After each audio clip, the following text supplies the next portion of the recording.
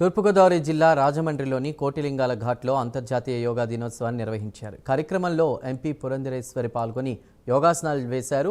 ప్రజలందరికీ అంతర్జాతీయ యోగా దినోత్సవ శుభాకాంక్షలు తెలిపారు. భారతీయ సంస్కృతికి ప్రతీక అయినటువంటి యోగా ప్రపంచవ్యాప్తంగా ఆరోగ్యకరమైన జీవనశైలికి మార్గదర్శకంగా నిలుస్తోందన్నారు. యోగా చేయడం వల్ల ఒత్తిడి, ఆందోళన తగ్గడంతో పాటు ఏకాగ్రత, జ్ఞాపక శక్తి పెరుగుతాయని తెలిపారు.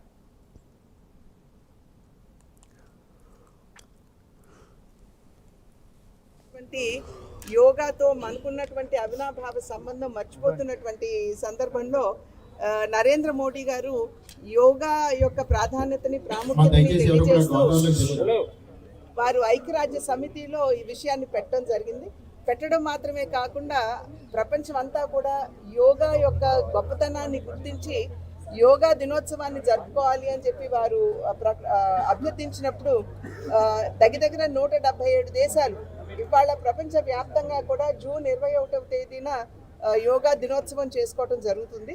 ఇది ఒక రకంగా కేవలం మనకున్నటువంటి సాంస్కృతిక వారసత్వ సంపదని మనం గుర్తించడం మాత్రమే కాకుండా ఒక ఆరోగ్యవంతమైనటువంటి భారతదేశ నిర్మాణానికి పునాది వేసేటువంటి కార్యక్రమం ఇది.